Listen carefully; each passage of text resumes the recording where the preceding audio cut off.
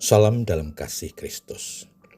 Saudaraku, jabatan dalam lembaga pemerintah maupun swasta sesuatu yang biasa, tetapi membanggakan. Selain jabatannya, juga karena harus diraih dengan meniti karir dari bawah. Berbeda dengan jabatan yang diraih melalui kontestasi, baik langsung maupun tidak langsung, melalui pemilihan maupun seleksi, khususnya di lingkungan partai politik.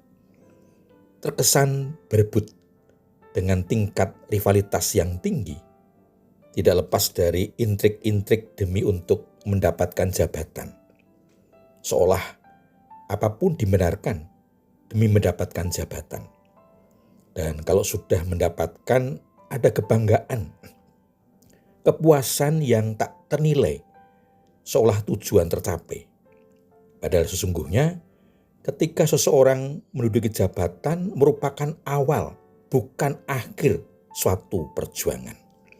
Saudaraku, bagaimana seharusnya kita memahami dan menghayati jabatan dalam kehidupan kita? Dalam memperjuangkan untuk dapat meraih, demikian juga melakukan atau mengemban jabatan yang dipercayakan kepada kita.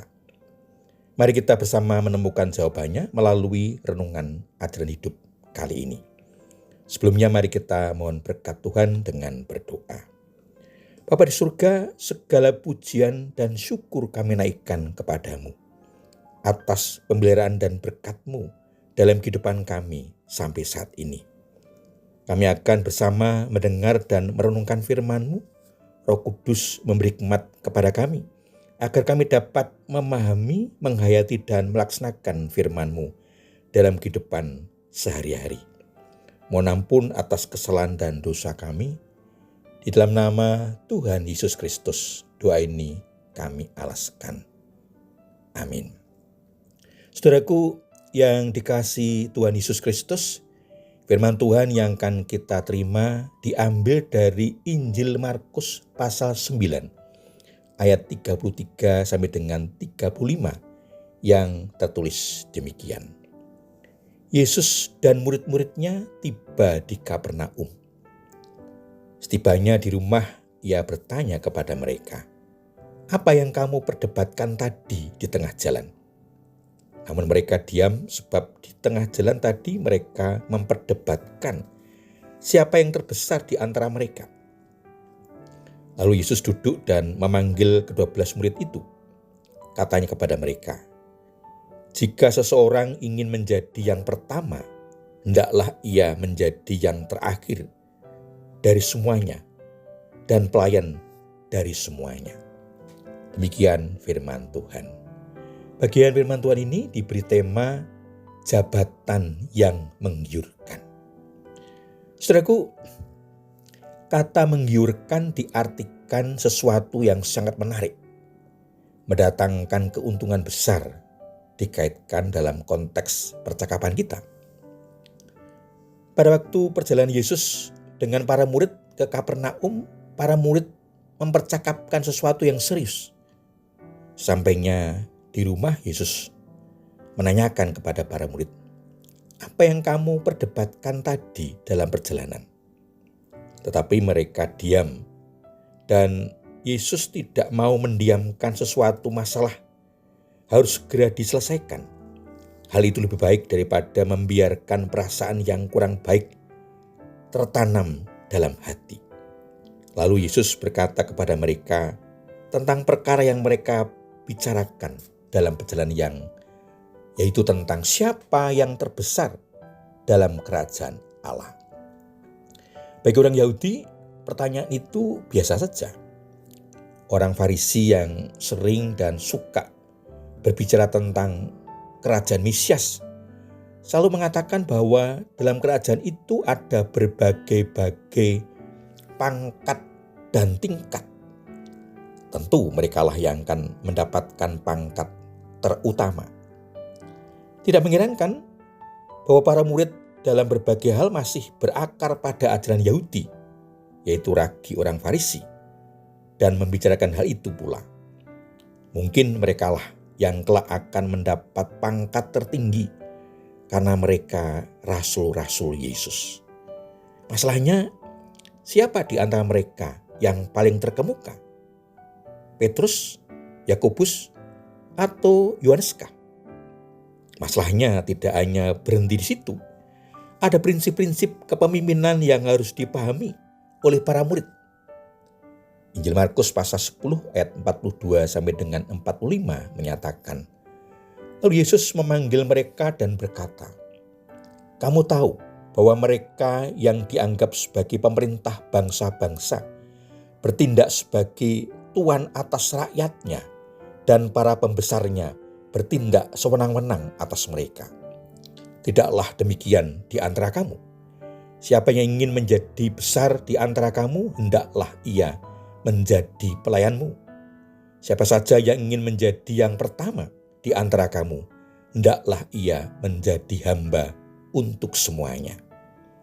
Karena Anak Manusia juga datang bukan untuk dilayani, melainkan untuk melayani dan untuk memberikan nyawanya menjadi tebusan bagi banyak orang.